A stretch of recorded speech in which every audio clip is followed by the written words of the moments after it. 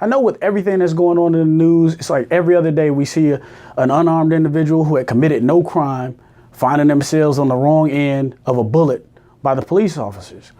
And so we can get depressed. Sometimes we feel despair, and worse, we feel helpless. But I'm here to tell you, you can actually empower yourself. Empower yourself by understanding the circumstances under which police can use deadly force. There are two circumstances that allow police to use deadly force. The first is when there's an immediate imminent threat to their life or limb.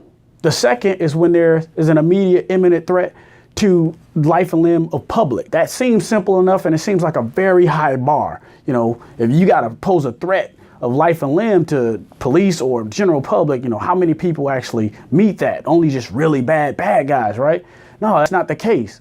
Now, very, very good people, upstanding people, citizens who are registered to vote, hardworking, blue collar folks often find themselves, it seems nowadays, on the wrong end of the police appearing or alleged to be some threat. Even though, you know, we're talking about great people, good citizens, loving fathers.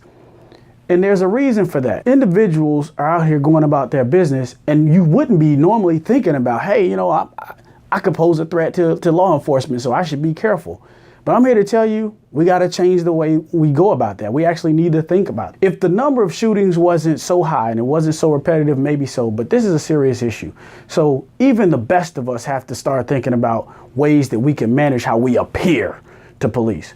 Now, don't get me wrong, and don't confuse this with blaming the victim, because every unlawful police shooting is the fault of the police officer, and those people should make better decisions. They should have a little more courage, a little more discretion, and use more discernment in deciding when to draw their weapons and when to use that force.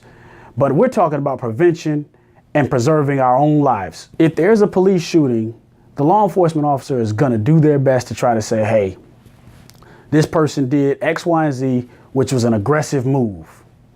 And that's why I drew my gun and I shot him. These are things that we've seen. Reaching in a pocket, reaching in a breast pocket, walking away when the police is telling you to come this way, going towards your car, leaning into your car, reaching towards your glove box.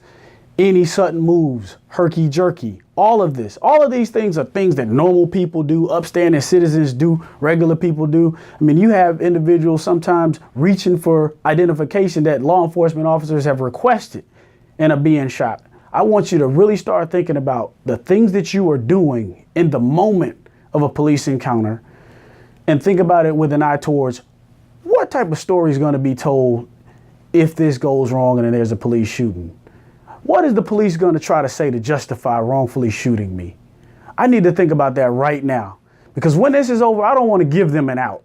I don't want to give them an excuse. I want to give them an opportunity to paint me in some way that I am, when I know that I'm an upstanding citizen.